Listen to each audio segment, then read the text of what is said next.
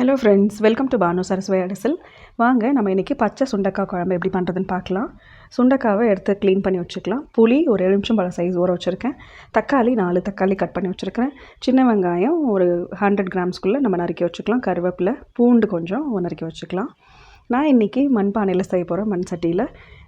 இந்த மாதிரி குழம்பெல்லாம் நம்ம புளிக்குழம்பு, காரக்குழம்பு நம்ம நல்லெண்ணெயில் செஞ்சோம்னா இன்னும் நல்ல டேஸ்ட்டாக இருக்கும்.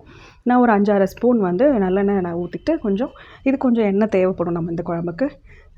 நம்ம எப்போவுமே கடுகு தாளிக்கணும். இதுக்கு காரக்குழம்பாக இருந்தாலும் சரி, புளிக்குழம்பாக இருந்தாலும் சரி, கடுகு, வெந்தயம், சீரகம் தாளிக்கணும். இப்போ இதை தாளித்ததுக்கப்புறம் நம்ம சின்ன வெங்காயம், பூண்டு இதெல்லாம் போட்டு நம்ம தாளிக்க வேண்டியிருக்கும்.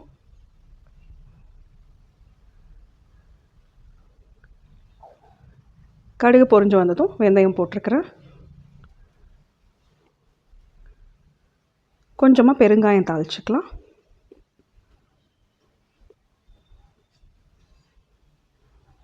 இப்போது நான் கட் பண்ணி வச்சுருக்கிற பூண்டெல்லாம் நான் இதில் போட்டு நல்லா வதக்கிக்கிறேன்.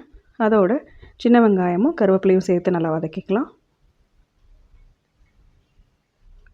இது நல்லா வதங்கணும். சின்ன வெங்காயம் நல்லா வதங்குறப்போ நமக்கு நல்ல டேஸ்ட் கொடுக்கும். இது எண்ணெயில் பொரியிற அளவுக்கு வதக்க வேண்டாம். எனக்கு வதக்கினா மட்டும் போதும்.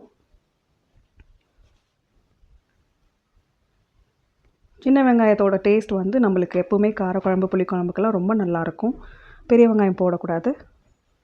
இப்போ நறுக்கி வச்சுருக்கிற தக்காளியை நான் இதில் கொஞ்சமாக உப்பு போட்டு நல்லா வதக்கி எடுத்துக்கிறேன்.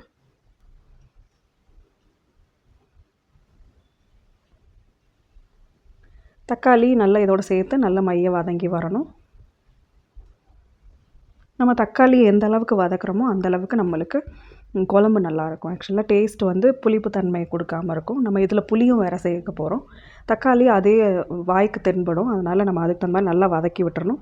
இதுக்கு ஒரு 1/2 டேபிள் ஸ்பூன் மிளகாத்தூளும் 4 டேபிள் ஸ்பூன் மல்லித்தூள் எடுத்துருக்கிறேன். என்னோடய மிளகாத்தூள் கொஞ்சம் காரம், மஞ்சத்தூள், உப்பு தேவைக்கேற்ப. இது சுண்டைக்காய் அந்த காம்பு கிள்ளிட்டு நான் ஒரு இடிகல் இருக்கு இல்லையா, உரல்கல், மார்டர் அண்ட் பெஸ்டில், அதில் நான் போட்டு கொஞ்சம் கொஞ்சமாக இடித்து நான் அந்த இதை தண்ணியில் போட்டு வச்சுருக்கிறேன். இதை அப்படியே நம்ம சாப்பிட்டோம் அப்படின்னா அந்த கசப்பு தன்மை இருக்கும். அதனால் நம்ம அந்த இதை இடிச்சிட்டு தண்ணியில் போட்டுட்டு அந்த கொஞ்சம் சீட்ஸ் எல்லாம் அதில் போயிடும். பாதி சீட்ஸ் காயில் இருக்கும். அந்த மாதிரி இருக்கிறப்ப சாப்பிட்டா நல்லாயிருக்கும். இப்போ தக்காளி நல்லா வதங்கினதும் இந்த இடித்து வச்சுருக்கிற சுண்டைக்காய் இருக்குது இல்லையா, அதை எல்லாத்தையும் இதில் போட்டு நம்ம நல்லா வதக்கிக்கலாம்.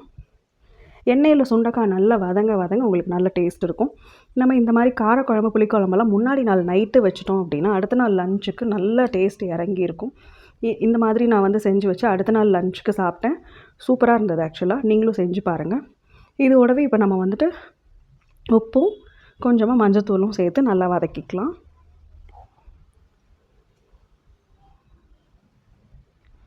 காய் எப்போவுமே நம்ம வதங்கிறது நல்லா அந்த குக்கிங் டைம், அதுக்கான குக்கிங் டைம் நம்ம கொடுத்தோம் அப்படின்னா நல்ல டேஸ்ட் நம்மளுக்கு கிடைக்கும். இப்போ சுண்டைக்காவை நல்லா வதங்க விட்டாச்சு. இந்த சமயத்தில் தேவையான மசாலா, அதாவது எடுத்து வச்சுருக்கிற மிளகாத்தூளும் மல்லித்தூளும் நம்ம போட்டு வதக்கிக்கலாம். உங்கள் காரத்துக்கு ஏற்ப நீங்கள் போட்டுக்கோங்க.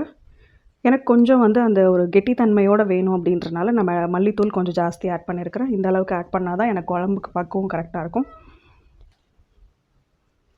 உங்கள் வீட்டு மிளகாத்தூள் எந்த அளவுக்கு காரமோ அந்த அளவுக்கு நீங்கள் 1/2 ஸ்பூன்லேருந்து உங்கள் குழம்பு அளவுக்கு தகுந்த மாதிரி 1 ஸ்பூன் 1.5 ஸ்பூன் கூட நீங்கள் போட்டுக்கலாம். காரம் கம்மியாக இருந்துச்சு அப்படின்ற பட்சத்தில். எனது காரமான மிளகாய், அதனால் நான் 1/2 ஸ்பூன் மட்டும் எடுத்துக்கிட்டேன். இப்போ அந்த மசாலாலாம் காயோடு சேர்த்து நல்லா கொதித்து அந்த பச்சை வாசனை போகிறதுக்காக ஒரு 1/4 டம்ளர் மட்டும் தண்ணி ஊற்றி நல்லா அதில் ஒரு எண்ணெய் பிரிஞ்சு வர அளவுக்கு நல்லா கொதி விட்டுக்கலாம். இது அந்த மசாலா காயோடு சேர்றதுக்காக மட்டும் கொதிய விடுறோம். அதுக்கப்புறம் நம்மளுக்கு குழம்புக்கு தேவையான அளவு தண்ணியும் புளி நம்ம ஊற வச்சுருக்கோம் இல்லையா, அதையும் கரைச்சி புளி ஃபில்ட்ரு பண்ணிவிட்டு நம்ம அதையும் சேர்த்து வச்சு இதோட நல்லா வேக விடணும். இப்போ இந்த அளவுக்கு ஓரளவுக்கு மசாலா சேர்ந்து வந்ததும் தேவையான புளி தண்ணியும் உங்களுக்கு எடுத்து பார்த்தீங்கன்னா உங்களுக்கு எந்த அளவுக்கு கன்சிஸ்டன்சி தேவையோ எடுத்து கரண்டியில் ஊற்றி பார்த்தீங்கன்னா குழம்பு அந்த பக்கம் உங்களுக்கு தெரிஞ்சிடும். அதுக்கு அந்த மாதிரி தண்ணி ஆட் பண்ணிக்கோங்க. உப்பு, காரம் இப்போ இந்த சமயத்தில் உங்களுக்கு பத்தலைன்னா கூட நீங்கள் சேர்த்து அட்ஜஸ்ட் பண்ணிக்கலாம். எனக்கு இந்த அளவுக்கு போதும். கொதிஞ்சு வர்றப்போ இன்னும் கொஞ்சம் சுண்டும். ஸோ அதனால் நான் அடுத்த நாளுக்கு சாப்பிடுவேன்றனால நான் காலையிலேயே ஒரு தடவை சூடு பண்ணுவேன். ஸோ அதனால் அந்த அளவுக்கு வந்து எனக்கு கன்சிஸ்டன்சிக்கு இது மாதிரி பண்ணிட்டீங்கன்னா சரியாக இருக்கும். செஞ்சு பார்த்துட்டு எப்படி இருக்குன்றத கமெண்ட்ஸில் சொல்லுங்கள்.